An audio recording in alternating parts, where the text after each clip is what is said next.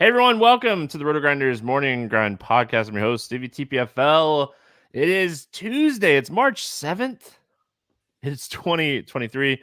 We have a nice 8-game NBA slate to talk about here on today's podcast, joined by my good buddy Keith Eister, Eys819. What's happening, Keith?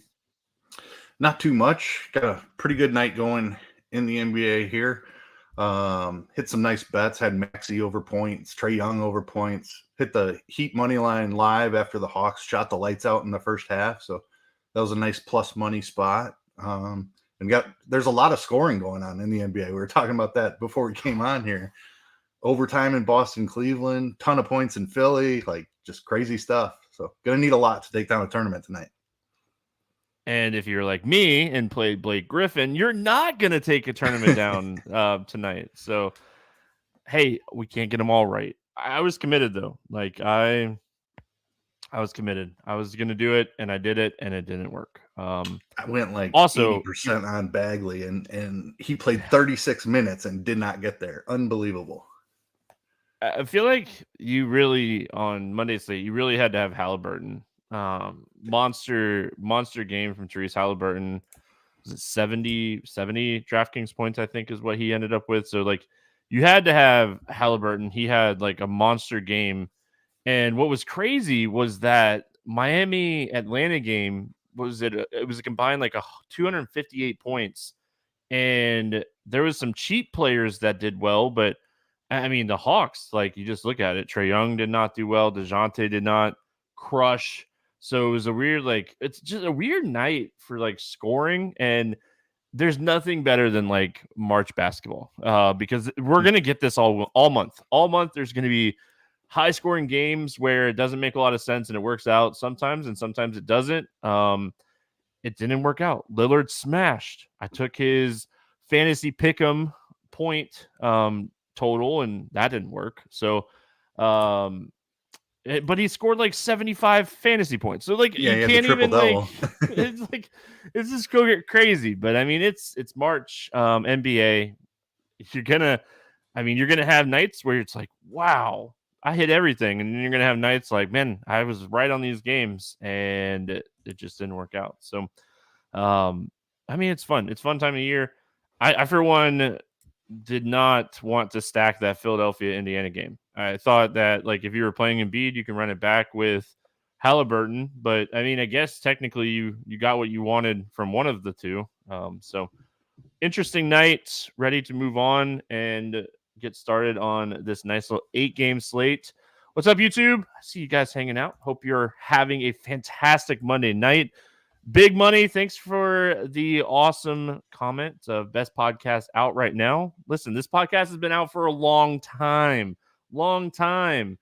April of 2016. April 4th, 2016 was the first ever Morning Grind podcast. So thanks for hanging out. Thanks for listening. Appreciate the kind words. And that's crazy. This is one of the first pieces of content that I found. I started playing DFS at the end of 2016.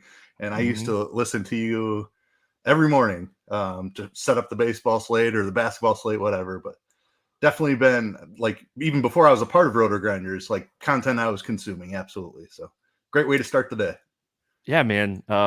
Listen, our most popular podcast is definitely baseball. And I feel it makes a lot of sense because baseball doesn't change as much from the night before to lock like basketball does, but I appreciate everyone listening. I'm so excited for baseball season. I've been digging in a lot today. Like I haven't dug into baseball all off season, and I started digging into stuff today, trying to get ready for the season. So that's my next like few weeks when I can squeeze it in between NASCAR and stuff. So thanks everyone for listening. Thanks for hanging out.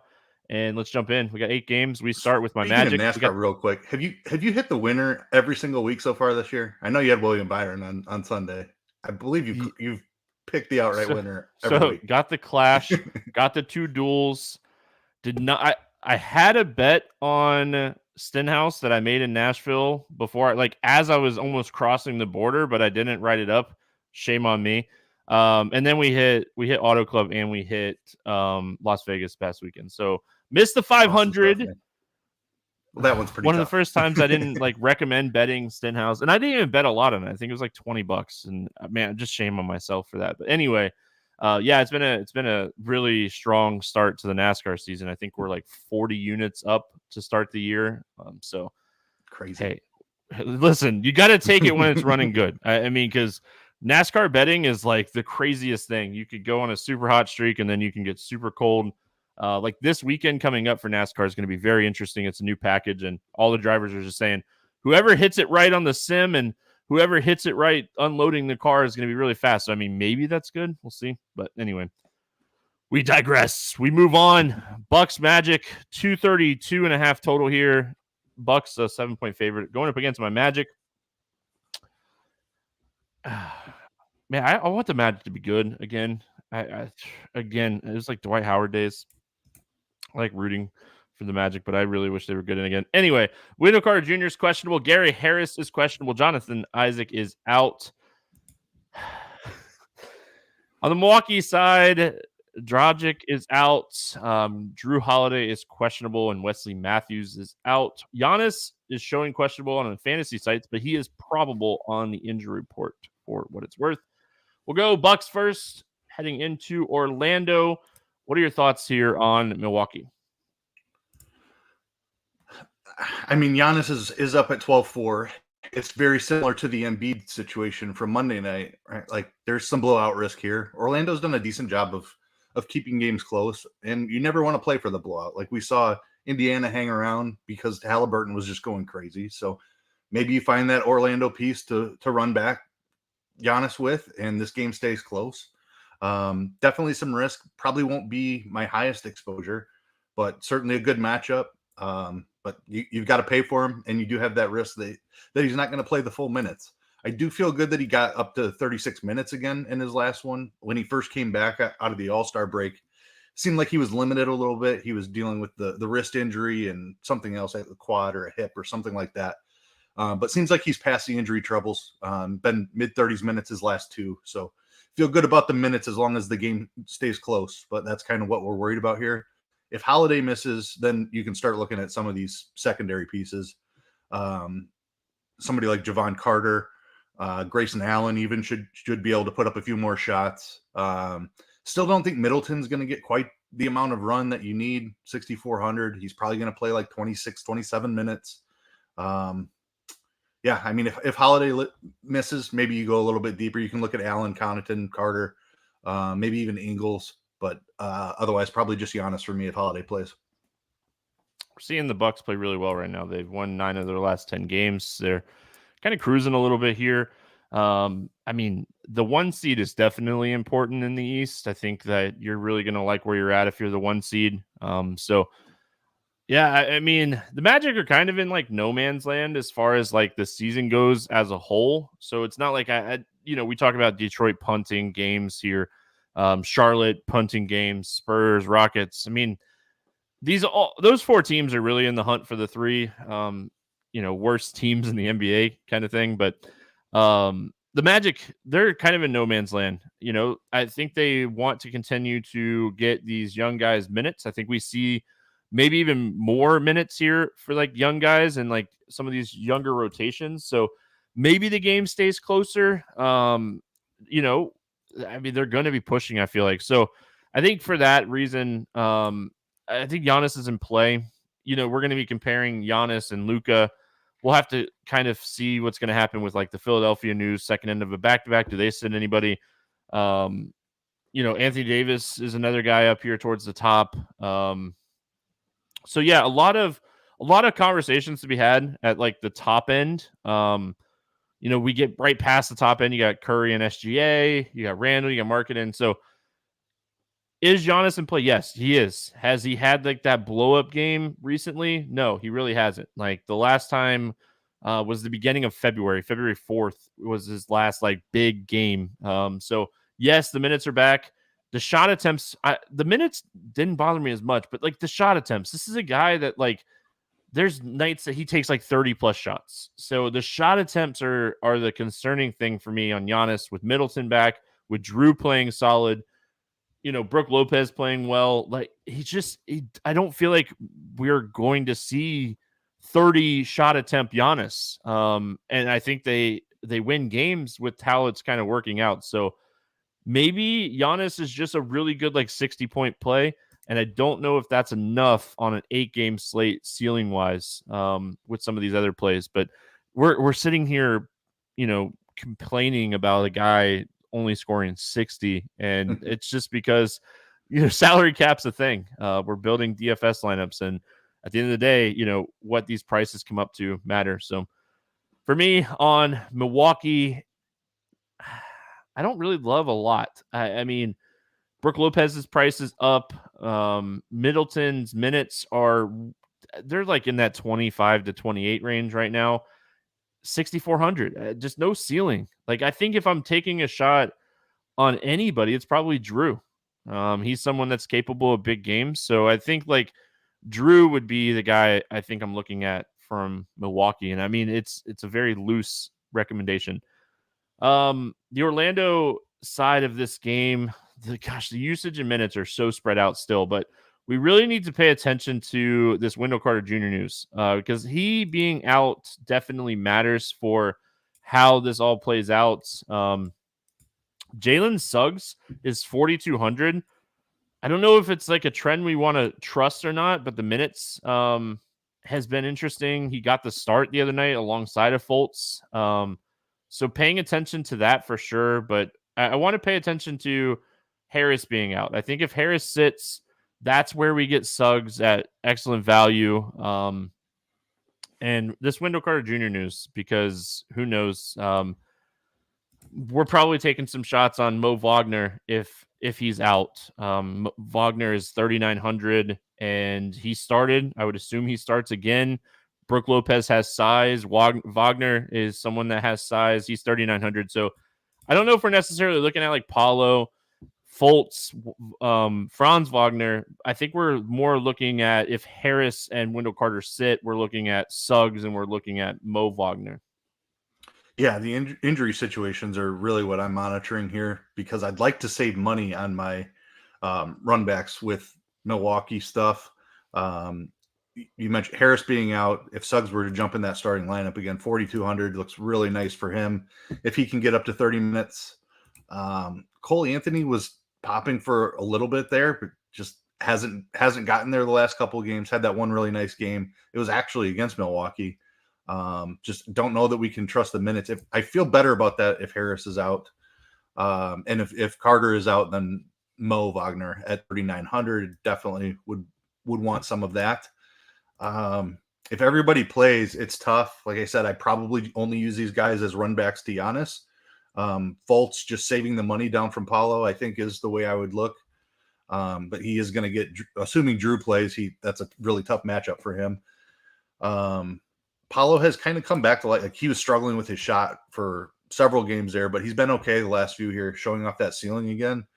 But I think I'd just rather save the money down to Fultz. Wouldn't talk you out of Paulo though.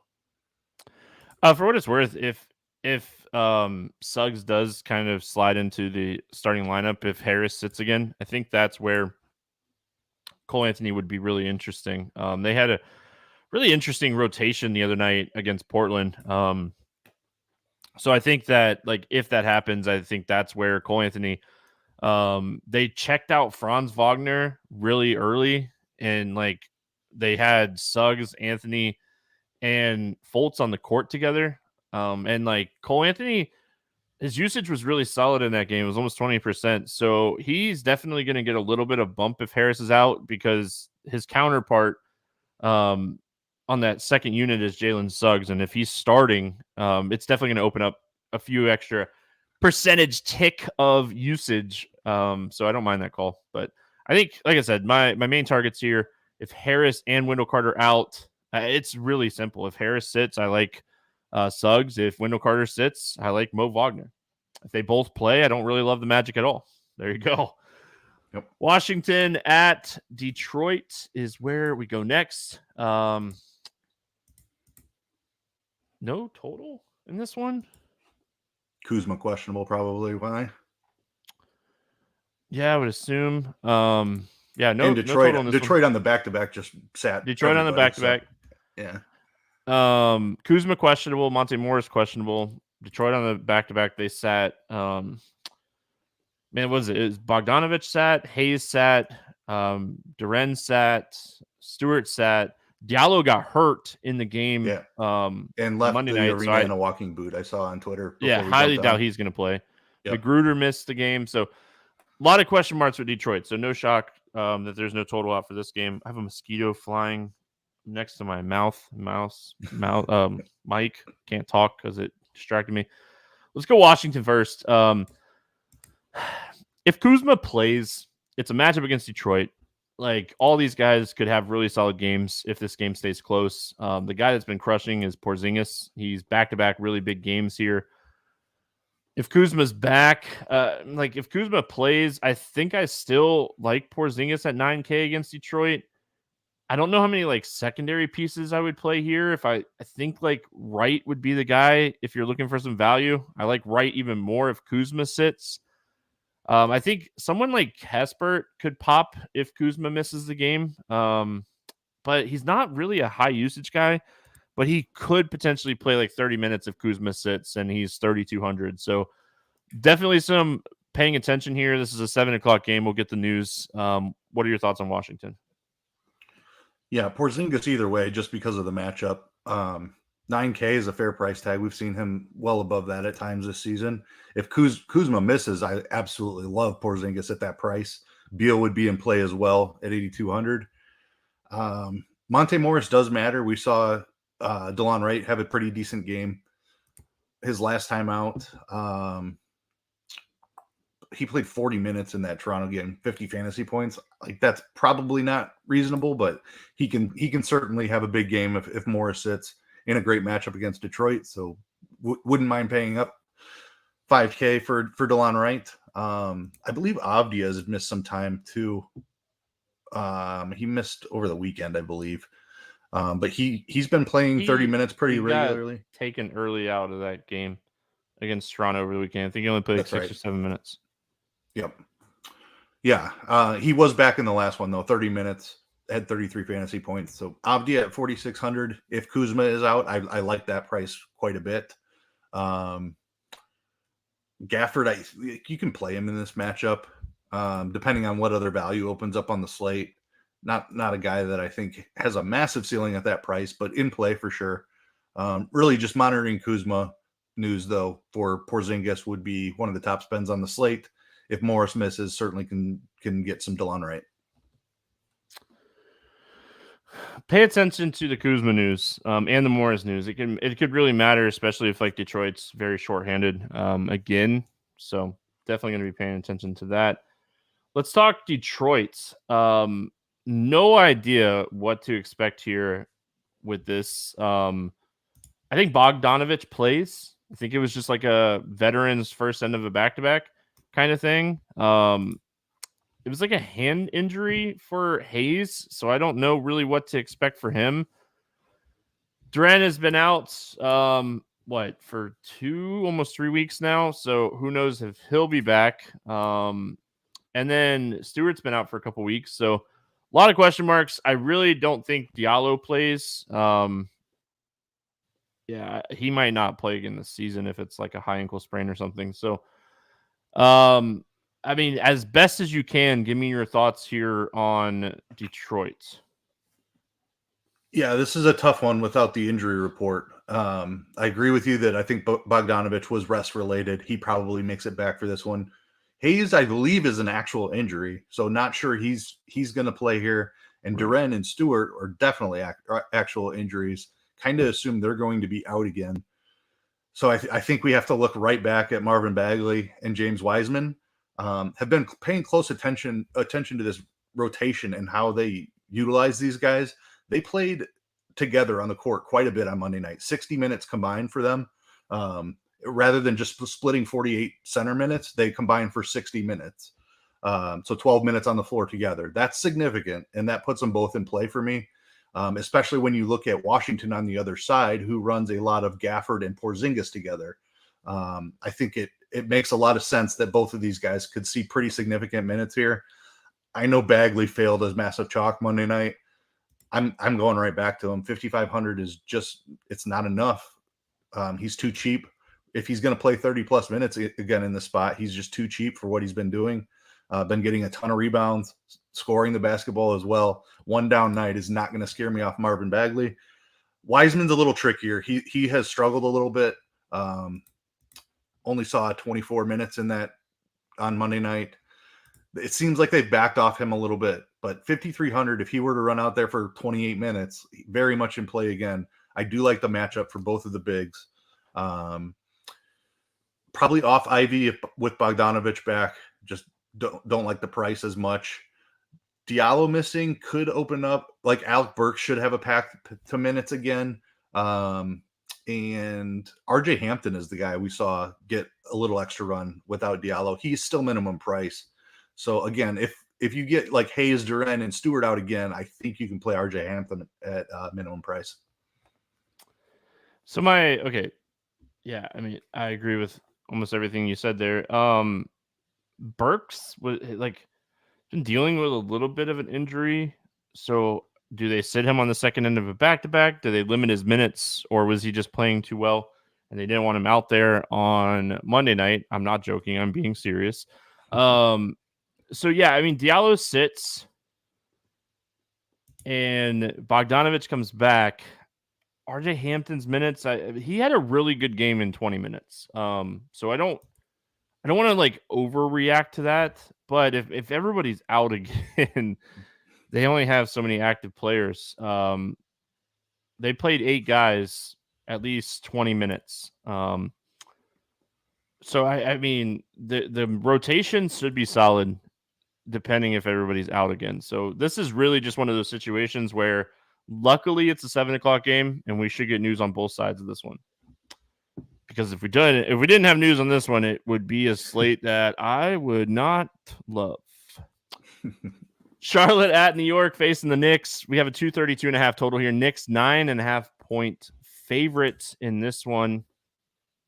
On the Knicks side of things, Jalen Brunson is questionable. On the Charlotte side of things, Ball, Maldon, Martin remain out. We'll go Charlotte first. No Lonzo Ball. Terry Rozier has really not stepped up and had like a big game yet.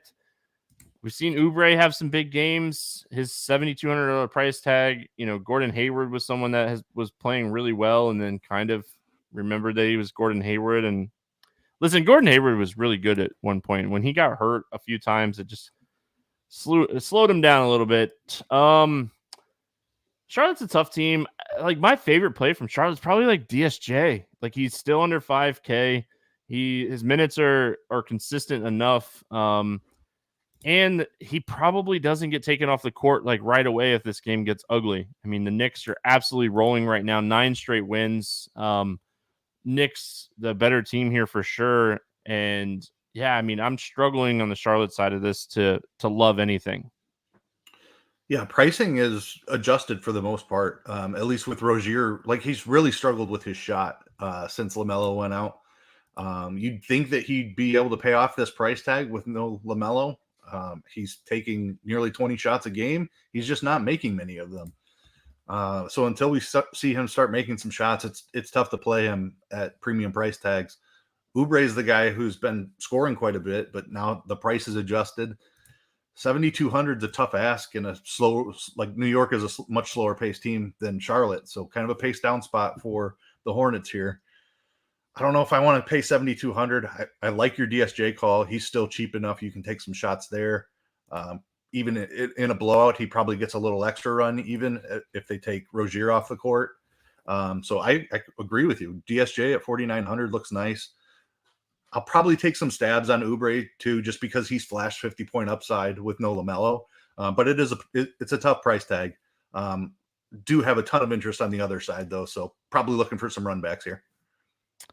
Yeah, I mean, if you're playing 150 lineups, even if you're playing like a 20-inch max, like if you're playing multiple lineups over like 5 today, I think that Rozier and Oubre both need to be in that conversation.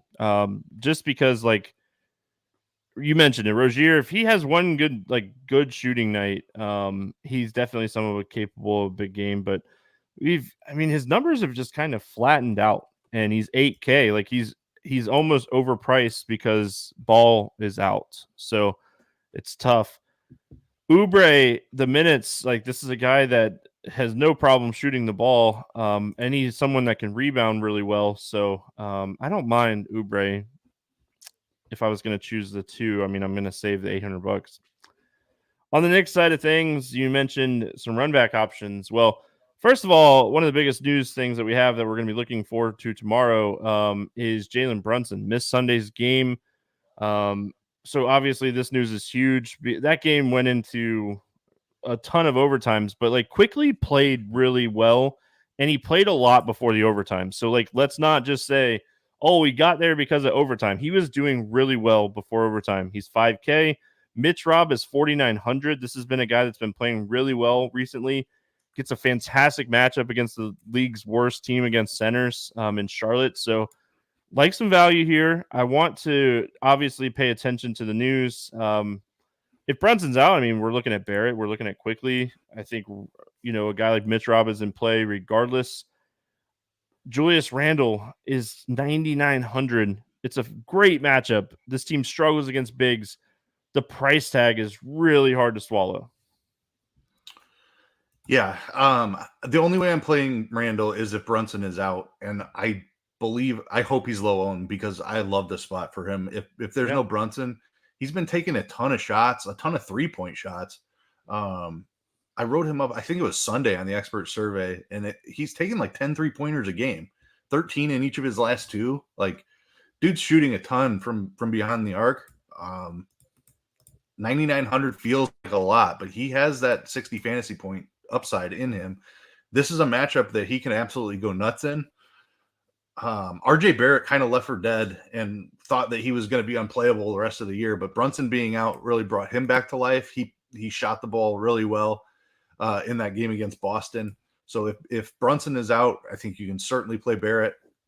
Quickly would be the priority. Dude played awesome. Like you said, even without overtime, he was smashing 70 fantasy points because it went to overtime, but he was going to finish with like 50 some fantasy points even before the overtime. So awesome game from Quickly. Go right back to him if Brunson misses. I think you could even take a shot on him if Brunson does play.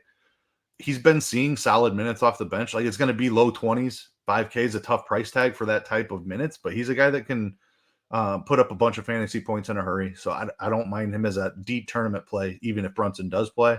And then Mitch Robb, like you mentioned, just far too cheap. Best possible matchup you can get for a center. He should absolutely crush that $4,900 price tag. I have interest all the way up and down this Knicks lineup. Even Josh Hart at 4,800, you can take some shots on him too. Probably want Brunson out to be able to do that, but 4,800, he can pay that off. Yeah, Charlotte and San Antonio just so bad against centers. So bad against centers. It's just, I know it's like rinse and repeat, and I say it all the time, but I mean, it's just true. They're just bad. They're really bad. Really quick shout out to Derek in YouTube chat. He said Quickly had 67 DraftKings point at the end of regulation the other night. So there you go. There you go. I knew it was 50 plus. Yep. Good stuff. Shout out to him. Shout out to Richie too. Always play centers against Charlotte. Yes. Yes. It works. All right. We got 76ers and the Timberwolves.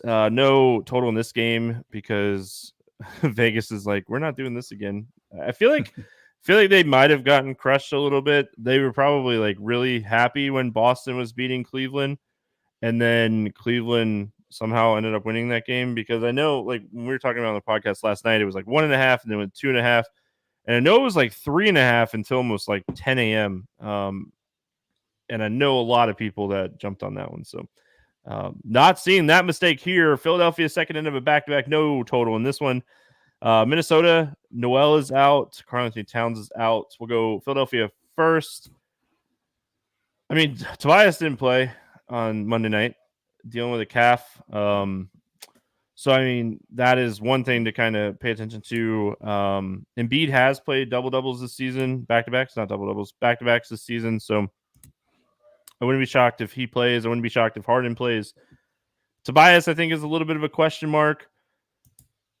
I mean, if Tobias is out, Maxi's 5,800 against Minnesota. We saw the 76ers and Pacers just score a gazillion points. Jalen McDaniels had a really good game with no Tobias Harris. So, I mean, a couple pieces to watch. Harden and Embiid are just playing so good that it's really hard to play either one of them right now. Because I know it sounds kind of weird, but I mean, that's just how I feel. Yeah, I mean, it's hard to pick the right one, right? Is kind of the issue. This matchup against Minnesota, I feel like just the savings to Harden is what I would be most interested in. I like Maxey either way. I played a ton of him on Monday night. He didn't fail by any means, but he didn't do enough to like take down a tournament. He scored the points, and that's about all, which is unfortunate. Like you probably need 20 upper 20s real points from him. Tobias being out certainly helps his path to that. So I will be monitoring that. I think you can play him either way, but definitely a stronger play if Tobias sits. And then McDaniels, like you said, had a really nice game. He's still just 3,100. Like that as a value play, certainly. Yeah, I mean, nice pace spot here for Philly as well. Minnesota is one of the fastest teams in the NBA. I believe they're about fifth. So I am highly interested in here. Probably Harden and Maxey before Embiid for me, just for the price savings, and then monitoring Tobias to see if we can play somebody like McDaniels. Minnesota side, I mean, I don't know what to do in Minnesota. Sell me on something, Keith. Like, I know, like, we know the ceiling of a guy like Anthony Edwards. His ceiling is always there. His shots kind of have gone down a little bit with Gobert coming back, which concerns me a little bit. But, I mean, I'm listening. Sell me on something, or I'm walking away from this situation. Yeah, I mean, it's paying up for Anthony Edwards, I think, is my favorite thing. I know we haven't seen a ceiling from him and feels like a long time. But it's still in there. Like this guy has been having a great season. I'm certainly not playing Gobert if Embiid is in on the other side. Like 7,500 for Rudy, probably not. Just get me up to Edwards. Conley's fine, but never a piece that has massive upside. I would rather play Kyle Anderson in that same range. He's a guy that's shown a little bit of ceiling. But yeah, I mean, it's a slow-paced Philly team is the matchup here. So I think you just play Edwards for the ceiling. If you're looking for value, it's probably Kyle Anderson for me. You didn't really sell me anything, Keith. Listen, so maybe someone will pop in projections, or like Philadelphia rests some people or something. But as of right now, it's just not a spot that I love. And I mean, if you watch Monday's slate, that did not work out. That game was really high scoring. All right, we got the Warriors and the Thunder. 241 total in this game. Warriors a 4-point favorite. Seems kind of low. Maybe I'm missing something here. Draymond's probable. Iguodala's probable. You know, obviously Gary Payton's out. Wiggins is out. Curry's back. Poku remains out. Kendrick Williams is out. Jalen Williams is questionable. I know this game's in Oklahoma, but 4 seems low. Am I missing something here? What are your thoughts on the Warriors? I mean, OKC actually has played solid defense this year. 11th in defensive rating. Wiggins out for Golden State. Maybe it's saying Draymond's going to miss as well. Yeah, I kind of agree. Yeah, 4 does feel a little bit light, but I don't think it's like egregious or anything. Steph back. We saw him play the minutes. He's priced up. Thought we might get a discount in the first couple of games back with Steph, but he's all the way back above 10K already. I don't know that he's going to get like his full run. We saw 32 minutes. I think that's probably the range he stays in for a game or two here, 32 to 34, rather than like the full 36 minutes. So I don't know that I love Steph in this spot, and him being back like kind of hurts everyone else. Like Clay at 8,100, Poole at 7,600, probably too much for those guys with Curry taking up a bunch of usage. I don't have a ton of interest in this Golden State side. like even Looney's priced up to 5K. Like pricing's tough here with Steph back. I think it was, obviously, I think it was really good to see him shoot 20 times. And he's a guy that's like a 34-ish minutes a night guy. So like 32 is really close. I agree with you. He's not like, doesn't have his typical like huge ceiling of like 40 minutes. But I mean, he checked out early in the first, came back and played most of the second, checked out early in the third and played most of the fourth. They gave him a little break in the fourth, but nothing too crazy. I think more of just seeing him put up 20 shots was really good. He's not afraid to shoot, scored 27 actual points. So they started Curry, DiVincenzo, Green, Thompson, and Looney the other night with no Wiggins. So I would assume that we're going to be looking at DiVincenzo starting until Wiggins comes back and they using Poole off the bench. But I wouldn't be shocked if Poole closes over DiVincenzo for what it's worth. So, but yeah, I mean, they closed with Anthony Lamb the other night, which I thought was really interesting. But anyway, yeah, I mean, DFS wise, right? Like, not a ton of interest. The Thunder do struggle defending the 3-point line. So, like, if you want to take a shot on anybody, I think it's Klay Thompson. I know the price isn't like great, but in 2 matchups against this team this season, he's averaging 35 actual points, 48 fantasy points in those matchups. So, I think like a guy like Klay is who you're taking. I mean, Curry crushed this team earlier this year. I think he had like 8 or 9 3-pointers made in that game. So, I mean, typically at these prices, I wouldn't have a ton of interest, but knowing just how bad the Thunder are defending the 3-point line, I think you could take shots on Curry or Klay and just hope one of them gets on fire, because we know when they start shooting and making, they don't stop shooting. So we can see 5 3-pointers made in a quarter from one of these guys when they're hot. So tournament wise, I think you could take shots on Klay or Steph, but I would probably lean Klay just because, like you, I'm a little concerned about the minutes for Curry.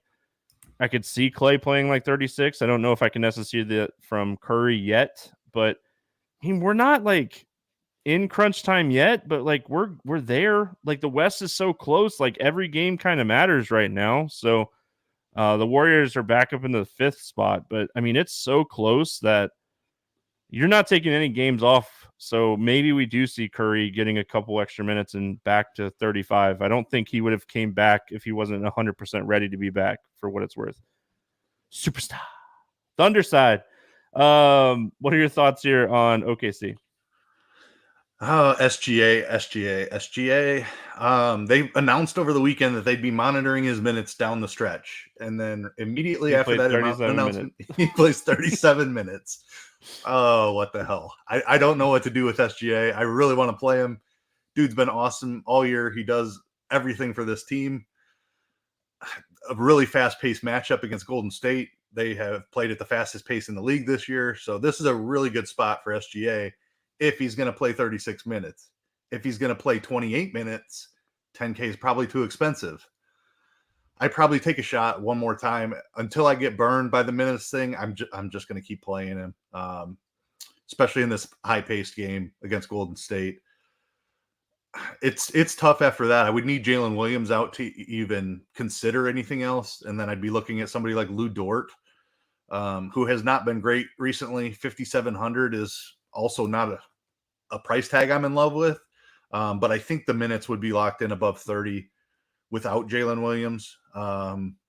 Maybe Saric would start at the 4. We've seen that a couple of times. He's 3,300. So Jalen Williams questionable tag does mean something, although it's not comfortable, even if he gets ruled out, because we just really never know what Oklahoma City's going to do. Yeah, I mean, so my only other concern, like with the bigs for Thunder, is like Robinson Earl came back like a couple weeks ago, and he's not playing a ton, but he's playing enough where it's like eating into the minutes just enough where it's like annoying. Yeah, I mean, SGA has struggled against the Warriors this year, and I don't want to look into that too much. Giddey has done really well in pace up spots. It's 8K, man. It's a tough price tag. I know he still played well the other night with SGA back, but it was Utah. Golden State's a better defense than Utah. I don't know. What's crazy, the Thunder are still in it too. The West is so tight that 13 of the 15 teams are still in it. And it's just mathematically, I mean, anybody can win in the West on any given night. So yeah, I don't know, man. I want to play Giddy. I just don't want to pay the price tag. All right. Nets, Rockets, 229.5 total here. Nets, 7-point favorites. Say Houston is really trying to lose without say Houston's really trying to lose. Ben Simmons is out, and that's it. That's all we got for injury report for this one. So let's go Brooklyn first. I mean, I think tournament-wise, Bridges is really interesting. We know the ceiling that he has. I think if you want to save some money, Dinwiddie, I mean, it doesn't get much better than facing Houston for any type of guard. So, I mean, both of those guys I think are in good spots. Then it kind of the rotations have been nice. Let's give Brooklyn a little credit. They obviously lost superstars, and they got a lot back for losing those superstars, but we're starting to see better rotations here recently. Yeah, I mean, Cam Thomas has kind of lost his minutes. That's something to pay attention to. So yeah, I mean, overall, I think Dinwiddie and Bridges are safe, and they have a ton of upside in this matchup. Yeah, Bridges has just been awesome since coming over to Brooklyn. Obviously, first time in a lead role, and he's taken to that really well. 30 real points in 3 of his last 4 games. So like you mentioned, even at 8,100, big time upside. Dude's been playing the minutes too. We knew we could count on him for 38 minutes or whatever in Phoenix, but he just would not get the usage. Now he's playing 38 minutes and getting all of the usage. So Bridges is a fantastic play, especially in this matchup. Houston has allowed the most made 3-pointers in the NBA this season. So always a team that I target 3-point shooters against. Cam Johnson at 5,900. I don't hate that price tag. Certainly a guy who can make plenty of threes in a given game. It does stink that Cam Thomas has not really been playing. Doesn't seem to be a part of this rotation outside of a few minutes here and there. So that's tough because this is a game I think he could really thrive in. Maybe in a blowout, Cam Thomas could get loose and put up a ton of points like we've seen him do in a short amount of time before. But I think I'd probably take Cam Johnson, who I know is a part of the rotation, is going to see the minutes first. But yeah, it's Bridges and Cam Johnson for me are the main two. I don't hate the price on Dinwiddie or Claxton in an awesome matchup. You can certainly take shots on those guys too. All righty. Houston. I mean, Easton's been playing well. The minutes are kind of there, over 28 fantasy points in 5 straight games now. Really, his price hasn't really gone up. At the top, though, Sengun, 7,300, he has the upside to do really well in any matchup. With KPJ and Jalen Green back, it's really just, it's really tough to trust the Houston team. I mean, obviously a Brooklyn team that, again, they gave up a lot. They're still kind of in the playoff hunt, and a Houston team that obviously doesn't want to win games. So I could see Houston still playing their guys in this one, and Brooklyn still winning. I don't know what to do with Houston. Jalen Green's price tag jumps out at me a lot, but what are your thoughts? Yeah, it's tough. KPJ missed so much time that I was a little concerned, what it looks like when he comes back, because Sengun didn't quite have this role before KPJ went down. But Sengun played well alongside of him, actually better than he has been playing. It was San Antonio, which you alluded to is an awesome matchup for centers. So I don't know that I want to put too much stock in that right away. I probably want to see it another game or two before I rush to play Sengun. love the Tari Eason call. 4,800. Dude's been playing 30 minutes and producing in those 30 minutes also. So he's the first pick here. And then KPJ, Jalen Green is always a toss-up for me. They both can go off any given night. I think the savings of Green at 6,400 versus KPJ at 7,200 leans me towards Green as well. Like he just a guy that can score a ton of points on any given night. So don't mind Green. Tari Eason is the value here. Other than that, I'm not interested in anybody else. All right. We got Utah at Dallas. Sorry, I was texting my wife trying to see if she'd be okay with my daughter missing school on Wednesday and going to the players practice round. No total in this one. On the Dallas side, Keebler's questionable. Sexton's out for Utah, so I don't know why we don't have a total for this one. Maybe they're, I don't know, expected more injury news. Who knows? But anyway, let's talk Utah first. What are your thoughts here on the Jazz? So I think looking at the matchup against Dallas, Dallas is a team we've tended to we've avoided for DFS purposes in the past because they used to play really slow and they were really good on defense. That is not the Dallas team that we have seen with Kyrie Irving there.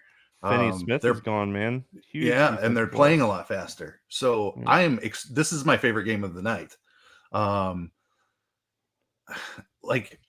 Pricing is tough. Markkanen missed some time, so you got Clarkson is way priced up. Kessler's priced up. But I have a ton of interest in this game environment. And playing like a Markkanen Luka or Markkanen Kyrie stack gets really expensive in a hurry. So I'm looking for value here. It's tough to find. I think you can play Chris Dunn with Sexton still out. He's probably not going to play more than 24 minutes, maybe 26 minutes on a good night. THT's prices come up, but I think he's still in play at 6,400. Hasn't been good recently. Probably play Dunn first because of the price savings, and they're THT isn't going to play 34 minutes or anything. If you get lucky, Dunn plays 26 minutes and Horton Tucker plays 28. So give me the savings down to Dunn. But a game environment I'm extremely interested in. I probably take shots on a low-owned Markkanen and a low-owned Kessler at these prices just because I have a ton of interest in the game environment. Yeah, I mean, Dunn, I think is definitely playable. What are your thoughts? Yeah, I didn't realize Olynyk's price was so high. I was going to ask you what your thoughts are on him, but I think the price is just too high. I think Kessler is still playable in this spot. But his minutes, his minutes are fine. It's just more of his price, but I don't mind Kessler if you want to pivot in this one. And then on the Dallas side, we're starting to get to the point where we're at 186 minutes now of Luka and Kyrie playing together. And Luka, he's averaging 1.45 fantasy points per minute. A decrease in his overall average for the season, which is kind of to be expected. Kyrie has actually saw an increase. So where Luka's kind of decreased, Kyrie's increased. And I think it's just wanting to play. We all know how talented Kyrie is. It's no question about it. But just kind of looking at some other stuff here, right? Dwight or not Tim Hardaway per 36 minutes when he's on the floor with Luka and Kyrie together, which has only been about 44 minutes. Averaging 10 less fantasy points per 36. So he's really saw a dip. Christian Wood hasn't played a ton with these guys, but he saw a huge dip when he's on the court. So really the only guy benefiting from Kyrie and Luka playing together is Kyrie. He is $3,000 less than Luka, and Luka's averaging 1.45 and Kyrie's averaging 1.33. Give me the discount. As much as I love playing Luka, give me the discount on Kyrie on this slate. Yeah, stole my thunder there a little bit. Gotcha. I completely agree with you, man. I've been doing this for a while, Keith. It's wild to say, but Kyrie, because of the savings, He's been awesome since coming over to Dallas. Luka has been hurt a little bit. Don't get me wrong. Luka can obviously go out and drop 80 fantasy points anytime. And this is as good as matchups get against Utah, especially Utah on the road. Like, this is a fantastic spot. One of Luka or Kyrie are absolutely smashing tonight. I might make a rule where I play one of them in every single lineup. I just feel that confidently that one of them is going to absolutely crush tonight. So I prefer Kyrie also because of the massive savings. Luka can certainly get it done. Probably get lower ownership on Luka. And I don't have a ton of interest in the rest of the team. Reggie Bullock can kind of get there at times at 3,700. Josh Green, if he plays the minutes, can get there at 3,900.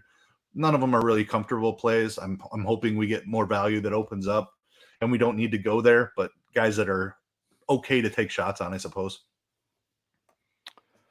All right, finish it out with Memphis at LA taking the Lakers. 226 total here. Lakers are 2-point favorites. Long list here. Mo Bamba's out. Anthony Davis is probable. LeBron's out. D'Angelo Russell is questionable with the ankle sprain. Memphis side, Steven Adams out. John Morant out. Brandon Clark out. Let's go Memphis first. First and foremost, just wishing positivity to John Morant. Positivity to him. That is a really tough situation, and we live in a day and age where mental health is just, you gotta really pay attention to your mental health. So John Morant will be okay, and we hope he will be okay. Let's say it that way. So just positive wishes and vibes to him, and hopefully everything works out for him. But on the basketball side, on the DFS side, I mean, Tyus Jones, 4,900, not enough. I know he was 3,100 last game, not enough. Absolutely love Tyus Jones in this spot. Like, his usage is going to be crazy until John Morant comes back, and until that happens, he's not going to be priced high enough. This is a guy that probably should be like 7,500 with John Morant out, if not more. Looking at, we have sample size for not for just like one game. We have sample size for like year, like sample size. So Tyus Jones, obviously a ton of interest in him in this spot. Once we get past him, I mean, it doesn't like it. You have other plays, right? You could definitely take some shots here on Triple J. You worry about foul trouble for him in any matchup. I think you could take some shots on like a Desmond Bane, who, if he's shooting well, he can break any kind of slate. So I think that's kind of where I'm leaning. But Tyus Jones is like the main piece for me here. And I mean, he's probably going to be really popular. I like him a lot. But I like Bane too. I think Bane, if everyone kind of flocks to Tyus Jones, which they should, I think Bane would be a guy that we could play with or without Tyus Jones. Yeah, absolutely. Tyus Jones is the best value on the slate. Probably no matter what else opens up. I mean, we just saw this guy. I don't think you can expect 25 points and 12 assists again, but 15 points and 8 assists is very much in his range of outcomes. He's going to play 30 minutes. He's going to be the main ball handler. I do think Dillon Brooks coming back hurts him. I know Brooks hasn't had the same usage this year as he has in seasons past, but without John Morant, I might take some shots on Dillon Brooks here. I think he does hurt Tyus Jones a little bit just from a ceiling perspective, but Tyus is still the best value on the slate. He's going to be the highest owned guy on the slate, and I think you probably want to be over the field on that. Agree. Desmond Bane is the other guy I'm really, really interested in here. He's got 30. He can score 30 actual points. We just saw it. This is a better matchup than the last game. He's going to be the primary scorer for this team, unless Tyus Jones does his thing again, or Dillon Brooks decides to shoot a bunch, but he doesn't generally make his shots when he decides to shoot a bunch. So yeah, Bane at 7,700 is a little bit underpriced as well. Triple J has upside. I certainly will have exposure to him. Just a guy that can put up a ton of blocks and get there that way. Can put up 25 or 30 points and get there that way. Double doubles in play. So certainly we'll have exposure to Triple J. People just don't like to play him. So I expect the ownership to be fairly low on him. And I get it. Like the foul trouble is always frustrating and it's a thing that's never going away. But just without Ja, there's so many more shots available for him. You definitely have to just take some exposure. The Tillman price with AD on the other side, I'm not sure that I get there. He's fine. I wouldn't kick him out of a lineup if he happens to fit. He does have power forward eligibility, which is nice. But 5,400 probably priced about right, where most of the other guys on this team are just a little bit too cheap. So really quick, just kind of looking at the situation, they used Tillman a lot on Anthony Davis.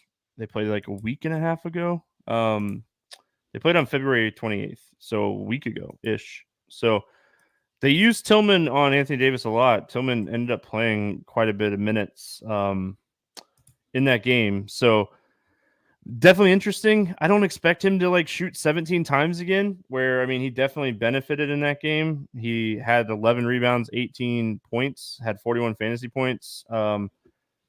I don't know if maybe that's a ceiling game. I don't know if that's the same type of game that like we should be looking at for a guy that is typically in like the 5 to 8 shot range. But I mean, coming off of a Clippers game where he shot 14 times, so who knows? But maybe with Morant out, we see Tillman shoot a little bit more, but they definitely used him and liked him against Anthony Davis. So I definitely, if he stays out of foul trouble, I think he plays 33-ish to 35 minutes in this one. So I don't hate Tillman in this one. Yeah, the Brandon Clark injury is a big deal because before Tillman, his upside was like 30 minutes. Now you could see him into those mid 30s with no Brandon Clark. They just don't have a lot of big bodies. So Tillman is certainly going to be out there. Agree with you there for sure. Lakers side of this one is definitely interesting. Man, Anthony Davis is definitely at the top of my list as far as like overall studs on this one. I want to see if Russell is going to play or not. He's 6,300 if he does play and he doesn't have any kind of restrictions. That price tag is phenomenal. Definitely going to be looking at that situation. And then I don't know if I necessarily love this spot for Schroeder. His price tag is kind of in that like weird range. I really might just be Anthony Davis, and if Russell plays, maybe some Russell. I don't think I want to touch like any of this like situation that we've been trying to figure out for the Lakers. Yeah, Anthony Davis, the clear play here. One of the best spend ups on the slate. Russell coming back would be interesting. Again, I would want to know more about the minutes and what their intentions are. He's been out for he came back for one game, but other than that, he's been out almost a month. So I have to think he's probably somewhat limited, but the price is at a point where he could still certainly pay that off even in like 28 minutes. So if Russell does play, I'm interested there. Don't love the Schroeder price, kind of with you there. Vanderbilt has come up again, thankfully, so we don't have to keep chasing that. 5,500, no thanks. There's probably upside at that price. Not something I want to chase here against Memphis with Triple J protecting the rim, grabbing like just Tillman is a good rebounder. Like not the spot for Vanderbilt, I don't think. These guards, I probably have some interest in. We've seen Lonnie Walker have big games. Austin Reeves has had big games.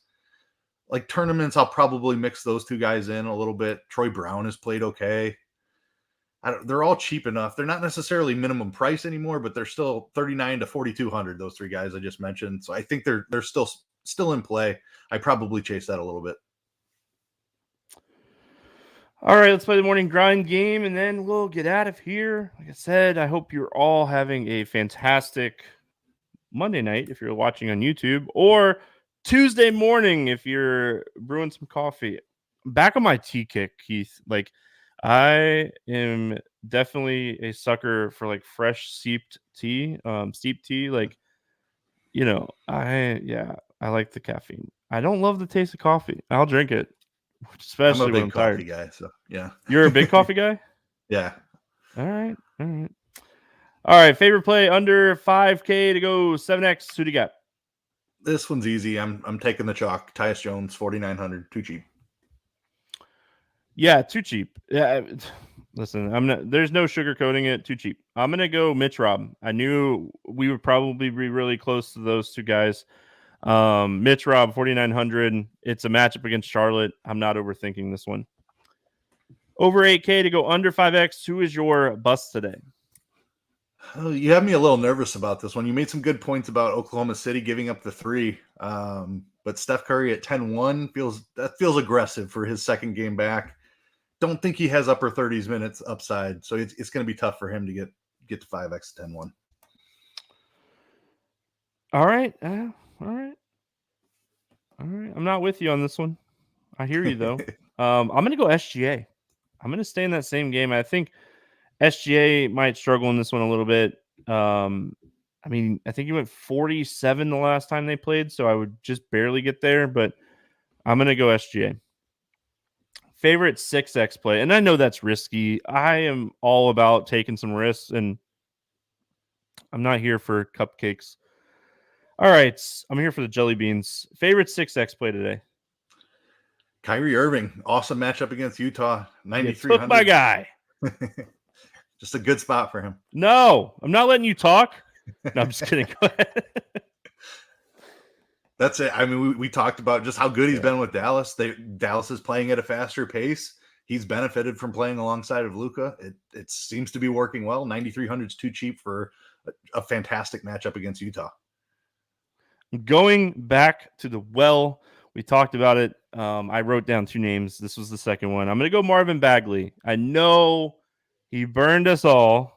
It's okay. I didn't play Halliburton. You probably didn't play Halliburton. If you play, single entry lineup, like you probably didn't play him either. So it's okay. It probably wasn't going to be our night anyway, but I get it. I get that Marvin Bagley did not do his thing tonight. I'm going back to the well. Really like Marvin Bagley if everyone stays out for Detroit. And I think that a good majority is going to be out. So yeah, let's get weird GPP play of the day. 36 minutes. He's going to smash. Yeah. I'm not worried about him. Yep. Who's your let's get weird GPP play of the day? I talked about that Dallas-Utah game being my favorite game environment of the night. 7K for Walker Kessler. I don't think many people are getting there. I like it. I'm definitely going to have some exposure. Yeah, I like it a lot. The more we went through the podcast, the more I was like, man, Kessler seems nice tonight. I'm gonna save some money with my let's get weird GPP play today. I'm interested to see what his ownership is. Maybe I'm off on this one. I'm terrible at projecting ownership the night before, but give me Dillon Wright for Washington. Just a guy that's in a fantastic matchup against Detroit. If the game does kind of get out of hand a little bit, he's not coming off the floor. Can look to Wright to pair him with Bagley and get some nice value on both sides here. So give me Wright. Any bets standing out to you here night before? There wasn't a lot before we jumped on lines-wise, spread-wise. Just refreshing now. It looks like there's quite a few out actually right now. You know what? I'm actually looking at Monday night. That's why there's so many available. It's okay. It happens to the best of us. Yeah. Still nothing for Philly or Detroit, which makes sense. Yeah, nothing jumping out. You mentioned the Golden State spread being only -4. I'm with you on that. That feels a little bit short. I'd be on the Golden State side of that. Nothing really standing out outside of that. Brooklyn is anywhere from -6.5 to -7.5. I'm seeing that one feels a little bit short too. I know the Rockets are getting healthier, but man, Brooklyn feels like a much better team than 6.5, certainly. BetMGM's where I'm seeing that at. The only thing that jumped out at me is Dallas -6. I think Dallas is better than a 6-point favorite against Utah. That's really close line wise too. But yeah, that's the only thing that's jumping out of the page to me. No fantasy pick'em props or plays that I like yet. So we'll roll with a couple bets here and check out some fantasy pick'em plays later in the day. That's going to wrap it up here for Tuesday. We'll be back tomorrow talking more hoops. Good luck, everyone. We'll see you then.